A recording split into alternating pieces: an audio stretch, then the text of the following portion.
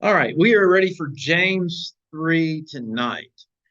And so, as we get ready to talk about chapter 3, he's going to read. We've talked about this before, but why do you repeat yourself? Emphasis, yeah. And so he's going to return to the challenges associated with controlling the tongue, the problem of the tongue or speech. It extends through the rest of the letter. In the warning, he's going to talk about slandering and empty boasting and grumbling against others. So those references come out of chapters 4 and 5, but he's going to get back into it here in chapter 3 as well. And so in this portion of James, the tongue is presented as the key to self-control for a virtuous life of faith. And so, in other words, bring the tongue under control, and the whole self can be guided into well-doing. Has anybody said anything, even today, that they wish they hadn't said? You know, most days we look back and there will be at least something where we're like, I just shouldn't even have said it. Why do we go ahead and say it? I think that's right. I,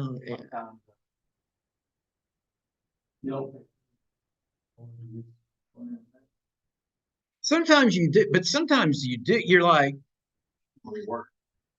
you kind of weigh it and you're like, I just got to say it. And you say it. And then you can. Yeah. But anyway, so I mean, it's a challenge. I think we all agree. And so it's something we got to work on. So let's somebody read verse 1. We'll start there.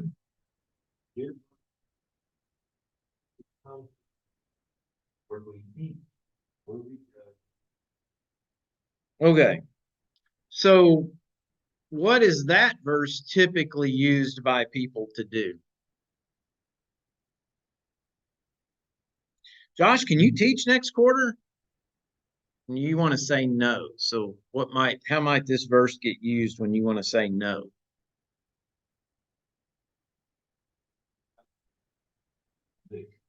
Yeah, not many. It says not many of you ought to be teachers, so I don't think I ought to teach. This verse get used as kind of it can be used as the excuse. We ought to grow past that, really. Everybody in here is parenting. If you're a parent, you're a teacher, right? Huh? Right, every now and then. Well, and that's the very next thing he says. Indeed, we all make many mistakes. For if we could control our tongues, we would be perfect and could also control ourselves in every other way. And that's where he's going. But a teacher is going to say things, and then a teacher is going to be living his life or her life, and something that they do or then say doesn't line up with what they've taught. And so who's holding them or judging them more strictly?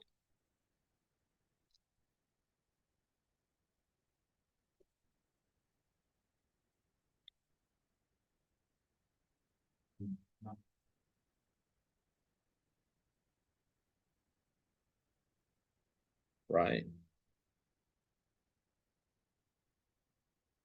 Right. And that goes over really well. Little background. In the early New Testament church, teachers were held in very high regard. And when Paul, just a couple of references from Paul, when he would talk about folks who served in the early church, Acts 13, verse 1.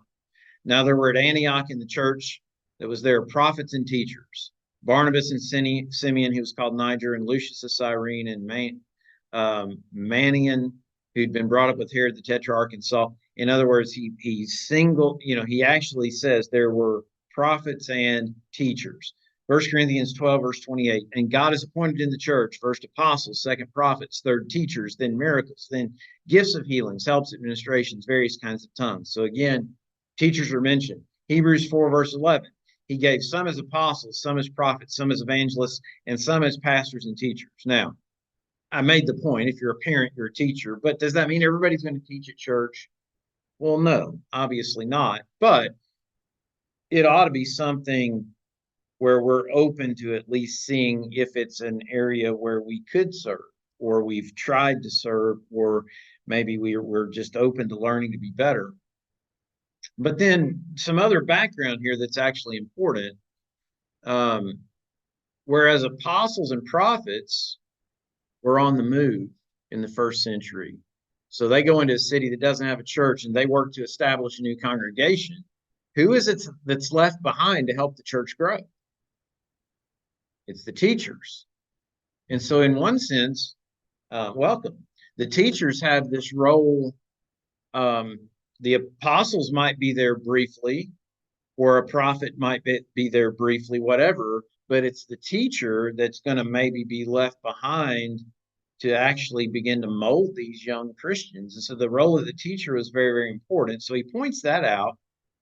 He says it was the teacher's awe-inspiring responsibility that he could put the stamp of his own faith and knowledge on those who are entering Christ for the first time. Well, hopefully you're putting God's stamp of knowledge and what that looks like. It doesn't need to look like what I think. It needs to look like what God thinks.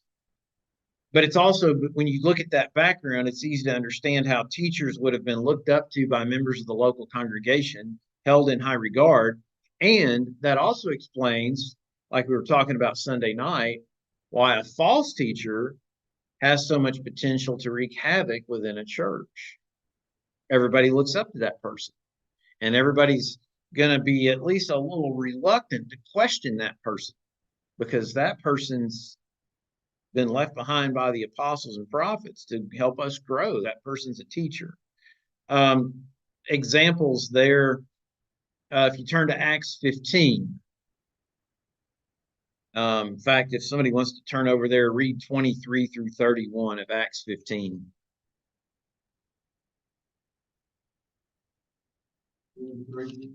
Yeah. This is the letter they took with them. This letter is from the apostles and elders who rose in Jerusalem to the Gentile believers in Antioch, Syria, Cilicia, and Greece. We understand that some men troubled you and upset you with their teaching. We did not send them. We decided that we come to complete agreement to send you official representatives along with our Barnabas and Paul. They have risked their lives for the name. They have risked their lives for the name of our Lord Jesus Christ. We're sending Judas and Silas to confirm what we have concerning their question. For the same good of the Holy Spirit and for us to lay on their burden and these requirements. Must abstain from the idols, from consuming blood or the meat of strangled animals, and from sexual immorality. If you do this, you will do well. Okay.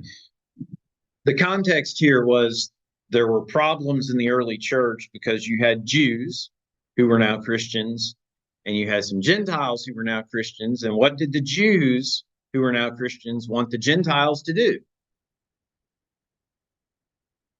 Basically take on all these tenets of Judaism. And so it's causing problems. And apparently some teachers, and we've already talked about how these teachers would be held in high regard, had been trying to enforce or impose some of these things on the Gentile Christians. And so they have this conference in Jerusalem, and they draft a letter from the apostles, the elders, saying, here are the things that you need to, this is what you need to do.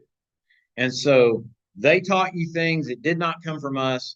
False teachers had the ability to really cause problems. We'll do another one. Romans 2, 17 through 29. Somebody read that one if you would.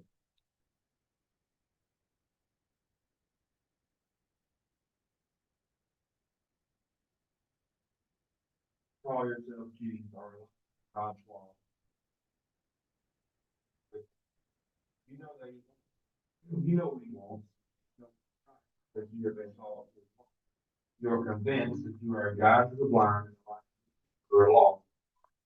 You think you can observe the ignorant. We still the way of God. For you are certain. Well, teach us Why don't you teach? You don't know that it's not still.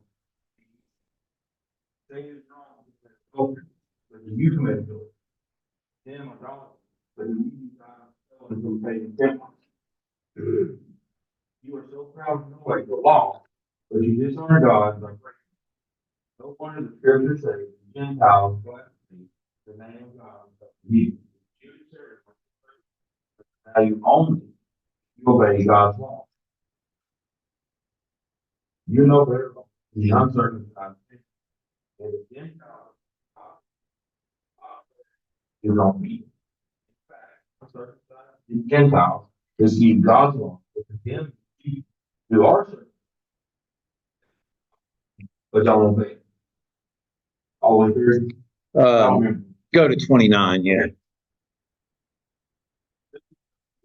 The Jewish or because we have gone to the circumcision. No. A true Jew is one whose heart is right with God, and a true word. Not merely obey the letter of the law, rather it is a change of the heart produced spirit, and a person with a changed heart seeks praise from God, not from people. Okay. And so his key here with these people who know the law and are trying to teach things, what's his point? What do they have to do? They've got to practice what they preach. They've got to be real and genuine.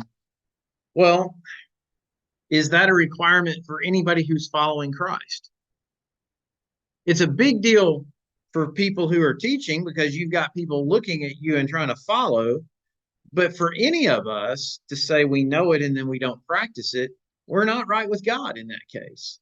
Whether we're teachers or not, that is inconsequential. But if you're teaching, it actually does have some consequence for the people who are following you.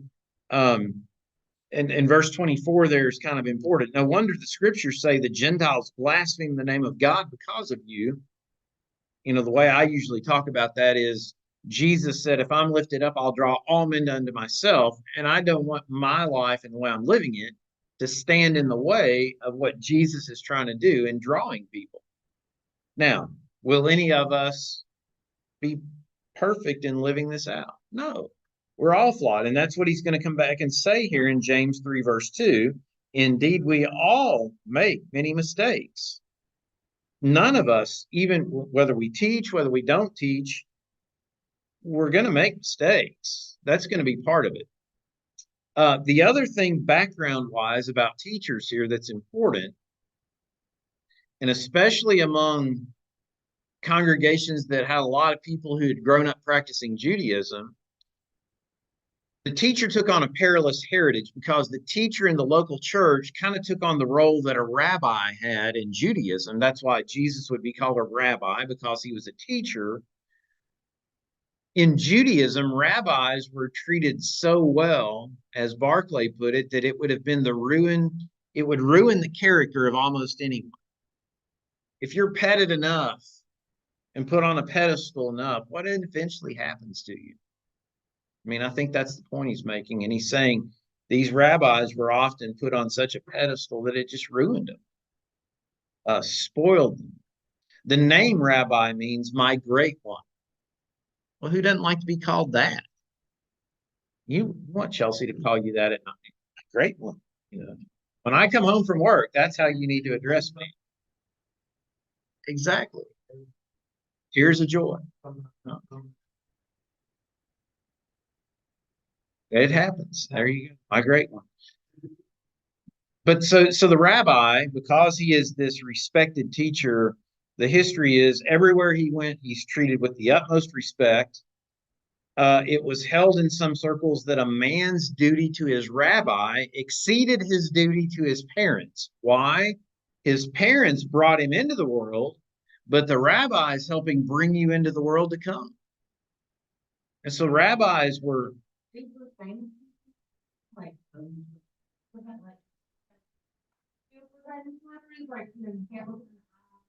they go to a restaurant, you know, you can decide and they get fired if you bring them along. But you know, I mean, there's so that when people try to bring them even remotely normal, right. They don't know how to use it. Right. Yeah, I can't imagine how hard it would be to remain down to earth for anybody that's got any level of fame. Um, the other thing he says is that rabbis supposedly were not allowed to take money for their teaching. They were supposed to earn money working. However, it wasn't uncommon and was considered especially pious and meritorious to take a rabbi into your household and to support him with every care. So rabbis were just often brought in and taken care of that way. And so it was easy to become the kind of religious leader that Jesus railed against during his ministry, because you become this leader that's all about the show and you're spoiled and you've been petted and you talk about it but you don't live it. Um, and so he goes on to talk about two dangers that every teacher should avoid. First, he must do all that was within his power to be teaching truth. And we would all agree with that. If we're going to teach, it should be our goal to teach truth. Um, we never want to teach anything that's in error. If you hear me teach something that you think's in error, what should you do? Well, if it's happening in the course of class, you should ask about it right then, or ask afterward if you think that's better. But then he says, second, the thing a teacher must avoid is to take great care not to contradict his teaching by the life he's leading. And again, we say that's important for teachers, preachers, leaders. Can't you just say that about everybody who says they're following Jesus? Whose job is it to bring other people to Jesus? It's everybody's job. And every time our lives don't match up with what we say we believe, it becomes harder to do what we say we're here to do. And so it really ought to be important for all of us because, and I don't know, we may have said it in this class, we may have not, but the old story is if somebody knows Josh goes to church here and they see Josh making the mess of the way he lives his life, they may form their opinion about our church based on what they know about Josh if he's the only person they know that's associated with this church. That is really unfair to Josh. It's probably highly inaccurate, but people often do things like that. And we got to deal with people where they are, the way they are, not the way they ought to be. And so, with all that background, James is saying, hey, be careful about taking on the responsibility of being a teacher. After all, no one controls the tongue perfectly. And when you've taken on the responsibility of teaching, you're going to be judged more harshly when you mess up. But again, who should be teaching here at church? We ought to all be open to the idea. And if more people get involved, then who gets burned out? Hopefully nobody. And that's the other. Sometimes I get it. People don't want to say they'll teach because then they think it's like getting a life sentence put on them, right? Once you're in, they're never going to let me back out. But if more people get involved, then people can get that break they need and nobody gets burned out. That's one reason, like upstairs, I like having a couple of us working together. It just, we don't burn out that. And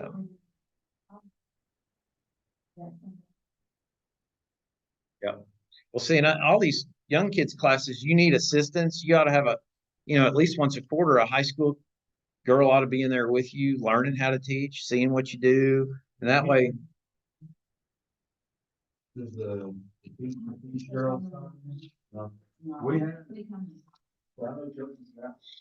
see that all those kinds of things are really good.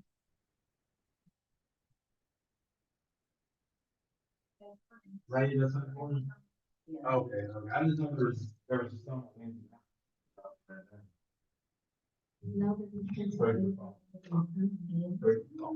Yeah. Well, that's where you learn. You want to learn, you want to work with somebody that's done it before or is already doing it so that you kind of learn what works and how it ought to work and all that kind of thing. Yeah.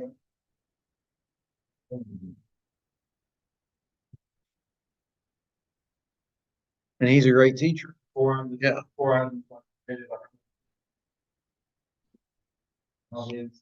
Yeah, I remember this class here, Paul, that I was in. He was talking about the Paul. Right. There's a song turned downfall.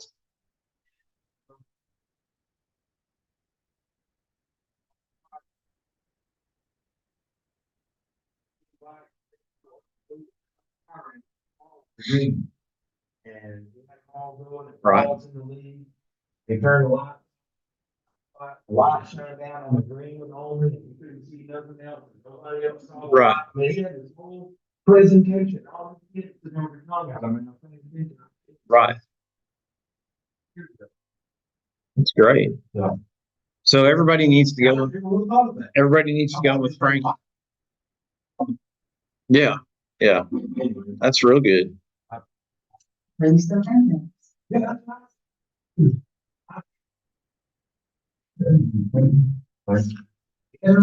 That's awesome.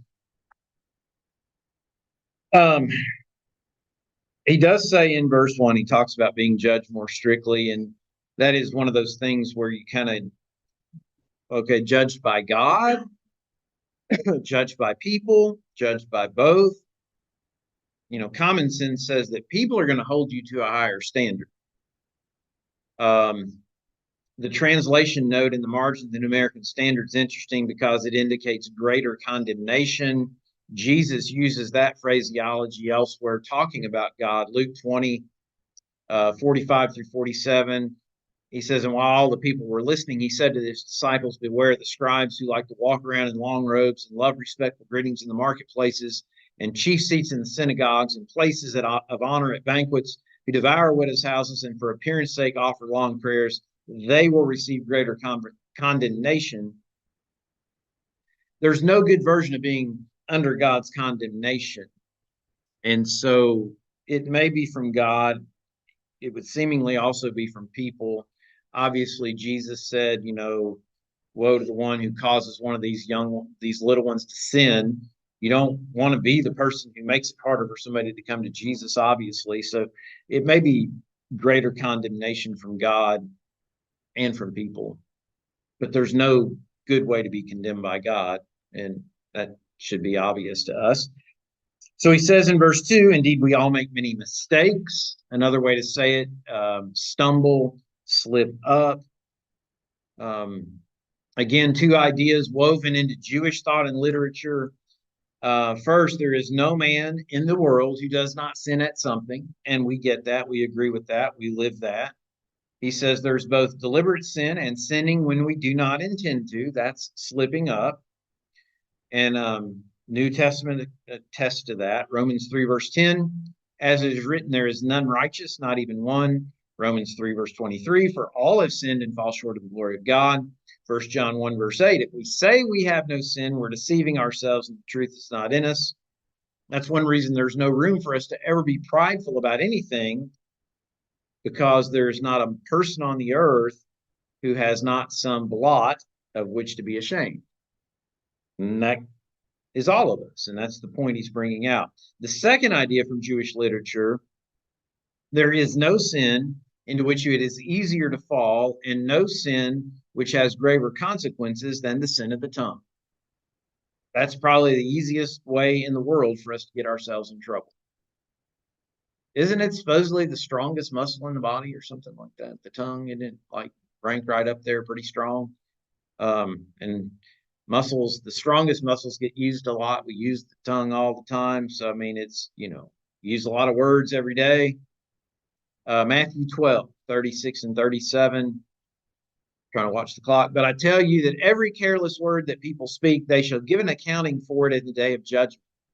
For by your words you'll be justified, and by your words you'll be condemned. I hate that verse, those verses. Matthew 12, 36 and 37. I don't like those verses. Because there's a lot of careless words. It could take a while on Judgment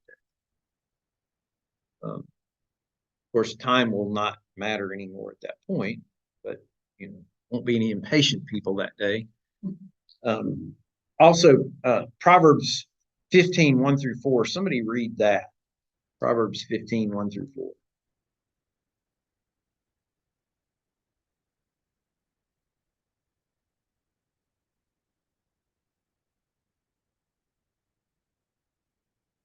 What? 1 through 4.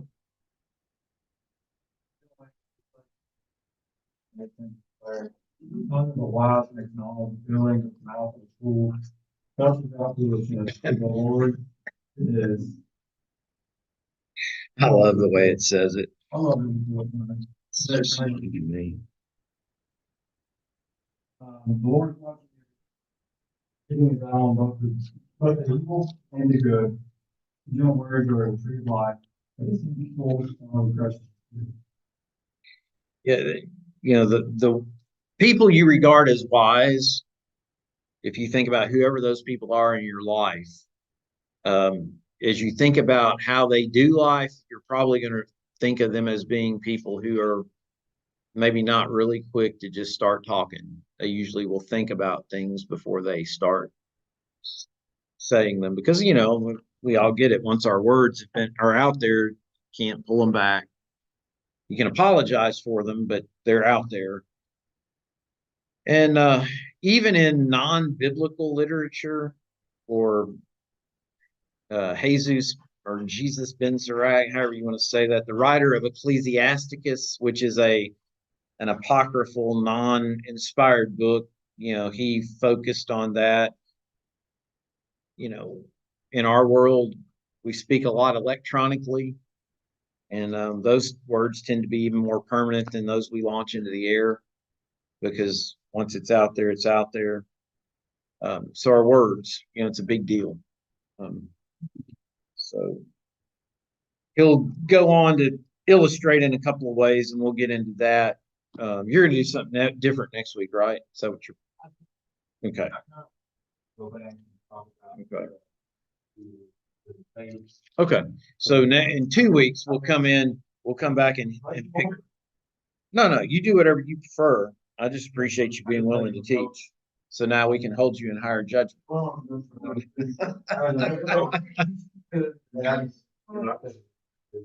Okay. So 2 weeks, we'll pick up again with verse 3, and Josh will be teaching next week. And appreciate you being willing to do that. Anything else y'all want to add about these first couple of verses? But I would know that, chapter 1, on the 10, typically if you're writing a letter, how they wrote letters back then. Giving it in a bowl or,